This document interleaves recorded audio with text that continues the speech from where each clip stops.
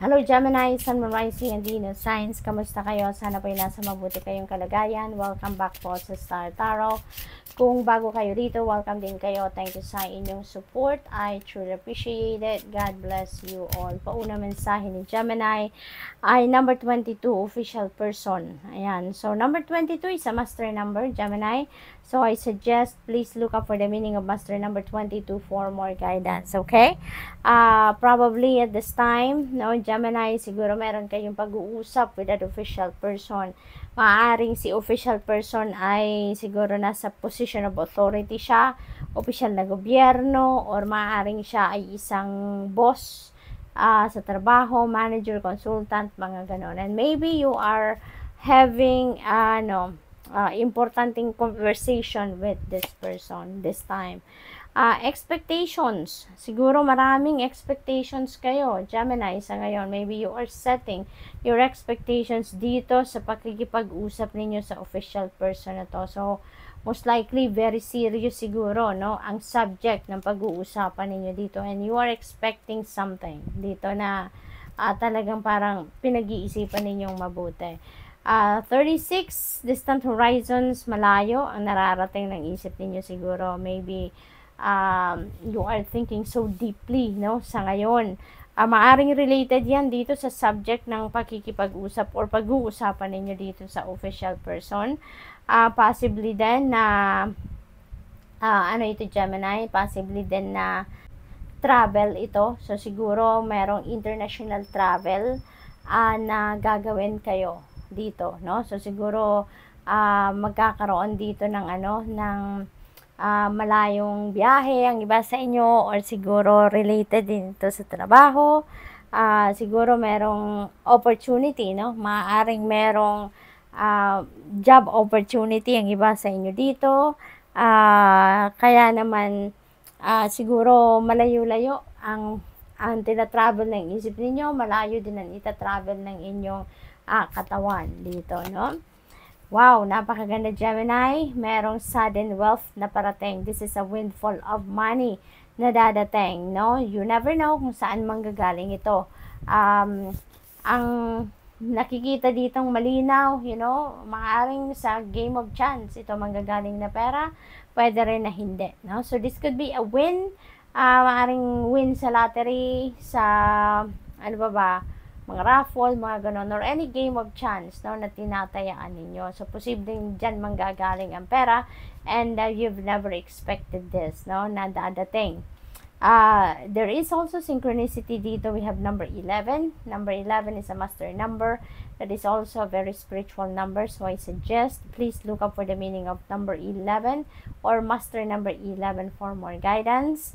Meron din tayong angel number 777. So, please look that up as well. Maraming insights, inspiration, na guidance na mababasa kayo dito, no?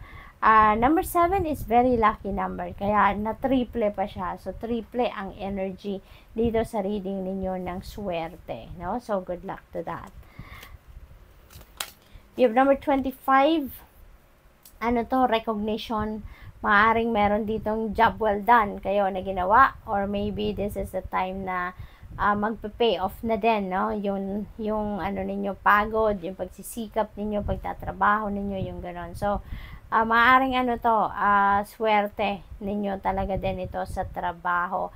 Kasi finally siguro makikilala na or mapapansin na yung performance ninyo sa trabaho, yung galing ninyo, yung commitment, dedication ninyo sa inyong ginagawa. Maaaring finally ngayon makikita na yan ng mga boss ninyo, at maaaring mabigyan na kayo dito ng recognition, mabigyan kayo dito ng ma-offeran kayo ng promotion, ng pay raise, mga ganon, no? We have number 12, privileged lady. Merong opportunity dito, financial opportunity or financial blessings na maaring dumating. So, period talaga ito ng bounty and plenty sa buhay ninyo, Gemini. Panahon nito ng pagkakaroon ng maraming pera, ma-experience ninyo dito yung financial comfort, financial abundance, and prosperity. Number 13, wealthy man. You are going to be dealing with a wealthy man sa ngayon. Ano? Maaari din na yung wealthy man ito magkakaroon or magbibigay sa inyo ng financial offer or financial opportunity na maaring dito manggagaling yung big time na pera. No?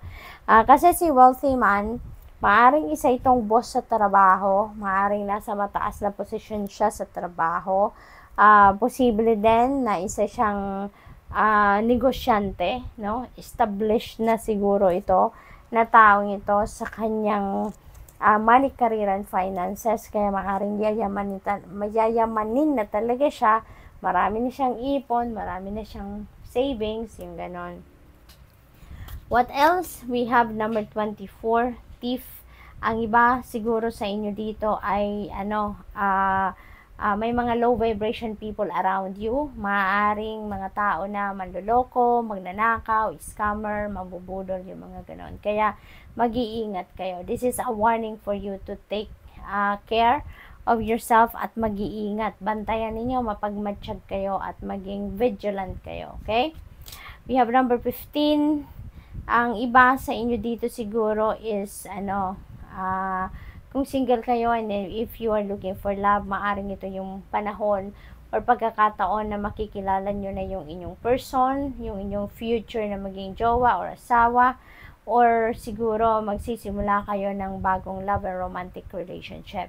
Kung nasa established relationship na din naman kayo, posible din na ngayon magpaplano na kayo ng pag-aasawa, pagpapakasal, or siguro pagsisimula ng sarili ninyong pamilya.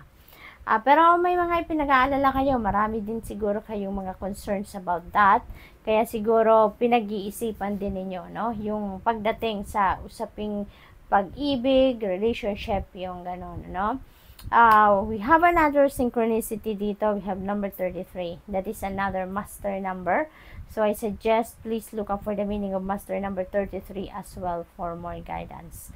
Thank you, and that's all I have for you for today. Thank you for watching. Love and light. Namaste. Hello Libra, Sun, Moon, Rising, and Venus signs. Kamusta kayo? Sana po nasa mabuti kayong kalagayan. Welcome back po sa Star Tarot. Kung bago kayo rito, welcome din kayo. Thank you sa inyong support. I truly appreciate it. God bless you all. Libra, maaaring ang iba sa inyo dito may kaligawan, nagde-date, or maaaring meron kayong nililigawan or siguro kayo yung nililigawan. Wow, Libra, sudden wealth. Merong bigla ang parating na swerte sa inyo, pangkaperahan, ano? May dagdag financial gain ang parating na ito. This is a windfall of money na parating sa inyo. You never know kung saan ito manggagaling, pero unexpected nga ito, no? Biglaan ang dadating ang perang ito. Maaaring panalo ito, no? This could be a win, no? Sa mga game of chance. Kaya siguro kung tumataya kayo, maaaring ito na yun. Around this time siguro yung swerte ninyo. Posible din na siguro yung sudden wealth na to manggagaling din sa siguro merong magre-regalo sa inyo ng malaking pera, or siguro merong magpapamana sa inyo, something like that, no? There is also a master number dito, number 11. So, I suggest, please look up for the meaning of master number 11 for more guidance. Meron din tayong 777 dito, which is an angel number, no? So, I suggest also pakitignan din po ninyo ang ibig sabihin ng angel number 777 for more guidance din. At saka yung number 7, triple yung energy nito. Number 7 is very lucky number. Kaya, triple dito yung energy ng swerte, no? 34, maaring swerte din kayo sa trabaho, no? Hindi, parang continuous dito yung energy ng swerte. Maaring yan ay also magre-reflect din sa inyong trabaho. Posible na kung ano man ang ginagawa ninyo ngayon, kung ano man ang trabaho ninyo ngayon, maaring yan ay ini-enjoy ninyo. That is what you love to do. That is where your passion is. Yung ganon, ano? We have number 7, message. Maaaring may matanggap kayong mensahe, sulat, email, text message, mga ganon. Maaaring galing yan sa trabaho, no? Or maaaring galing yan sa dinidate ninyo, something like that. Number 35, pathway. Parang papunta kayo dito sa bagong path. Parang papunta kayo dito sa bagong experience, bagong sitwasyon sa buhay ninyo. Siguro, ito naman, matagal na ninyo siguro, kung saan man kayo papunta dito, no, or kung ano man ang goal ninyo dito na gusto ninyong marating, siguro yan ang sitwasyon na pinafantasize ninyo in the past. Maaring yan ang dream ninyo, yan siguro yung minimithi ninyo na makamit ninyo or marating ninyo or ma-experience ninyo. So, kung noon, nasa isip nyo lang, ini-imagine nyo lang, pinafantasize nyo lang ngayon, maybe gagawa na kayo ng paraan, magte-take action na kayo para makalapit na kayo doon sa pag-manifest ng kung ano man itong ini-envision ninyo for yourself. Kaya marami ang maaaring magbago sa sitwasyon ninyo sa ngayon. We have number 3. Ayan, so nasa tapat pa niya si courtship, kaya definitely meron talaga magle-level up na dito, no? From dating, from pagliligawan, maaaring kayo ay magpapakasal na talaga. So, since we have marriage card dito, definitely merong ikakasal dito sa inyo, no, Libra? So, congratulations. We have number 17, di ba, sa kasalan, hindi nawawala ang regalo. Kaya maaari talaga ng gift na to is dahil sa inyong regalo sa inyo dahil kayo ay magpapakasal or nagpakasal na, no? Pwede rin naman na hindi related ito doon sa mga Libra na hindi naman ikakasal or hindi naman nagpakasal recently. Maaaring yung regalong nito could be pera din. This could be material na bagay, no? For some reason, meron sigurong naka-appreciate sa inyong magandang ginagawa or kung ano pa man, maaring compliments din yan sa admirer ninyo, kaya maaring mabibigyan din kayo na regalo. Possibly din na hindi ito tangible na regalo. Kung hindi man yun tangible, maaring ito ay opportunity, maaring mga financial opportunity din ang dadating sa inyo dito, no? Offer ng trabaho, career, or negosyo. 39, community, napakaswerte din ninyo, you're also blessed, kasi you have a very helpful and supportive people around you. So, around your community, napaka-supportive at napaka-matulungin ng mga taong nandiyan sa inyong paligid. Kaya, kung ano man ang kailangan ninyong tulong, assistance, or guidance, you can reach out to them, no? Laging may willing tumulong sa inyo sa inyong community. We have number 9, pagbabago, no? Maraming pagbabago ang maaaring maganap talaga sa buhay ninyo sa ngayon. Dahil din dito sa sudden wealth, meron mag-aasawa, so that is definitely a new chapter sa buhay ninyo na papasukin ninyo. Meron kayong dream or heart's desires na gusto din ninyong ma-achieve, so that is also a big change. Maaari din na change of residence ito, change of bahay, change of place of residence, maaaring bagong opisina din ito, maglilipat kayo ng trabaho, employer, maaaring ganon. There could be travel then involved dito for some of you, Libra. An unexpected income, napakaganda, no? Swerte-swerte ninyo sa pera sa ngayon, Libra. Meron din kayong hindi inaasahang kita. Maaring meron din dito mag-hire sa inyo ng biglaan, mag-hire ng serbisyo ninyo, a side hustle ito, no? Extrang kita, extrang income. So, good luck. That's all I have for you for today. Thank you for watching. Love and light. Namaste. Hello Aquarius, Sun, Moon, Rising, and Venus signs. Kamusta kayo? Sana ba'y nasa mabuti kayong kalagayan. Welcome back po sa Star Tarot. Kung bago kayo rito, welcome din kayo. Thank you sa inyong support. I truly appreciate it. God bless you all. Paunang mensahe ni Aquarius. Number 7, message. Meron sigurong sulat or email or text messages na marireceive ang iba sa inyo dito, Aquarius, and that could be depende, no, sa inyong sitwasyon. Maaring galing yan sa pamilya, maaring galing sa trabaho, something like that. We have privileged lady. This is a time for plenty and bounty sa buhay ninyo, Aquarius, dahil si privileged lady signifies prosperity and abundance, no? So ma-experience niyo dito ang kasaganaan sa pera, financial comfort, no, financial freedom. So that's really beautiful. Holy moly, great fortune. Napakaswerte ninyo sa ngayon. Napakalaking swerte ito. Hindi lang ito good fortune, kundi great fortune. Kaya napakalaki ng scope, no, ng swerte na to na nandito sa inyong horizon. So definitely, swerteng-swerte kayo dito sa pera kasi meron nga din tayong privileged lady. So, sinasabi na nito, no, sa inyo na panahon talaga ito ngayon ng pagkaluwagan ninyo sa pera. Maraming financial blessings ang dadating sa inyo sa ngayon.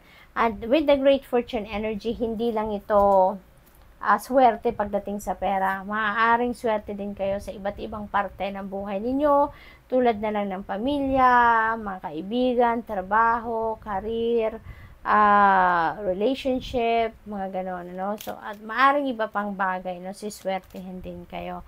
Maaari din, swerte talaga kayo sa trabaho ninyo, having the occupation card dito. Siguro kung ano man ang ginagawa ninyo sa ngayon, sa trabaho, this is what you really love to do, this is where your passion is, kaya parang feeling din ninyo dito, swerte din kayo pagdating sa trabaho ninyo. Napakaganda rin ito kasi you are heading towards a fresh start dito, no? There is a new beginning energy dito sa pathway na to. You're heading towards a new path sa ngayon.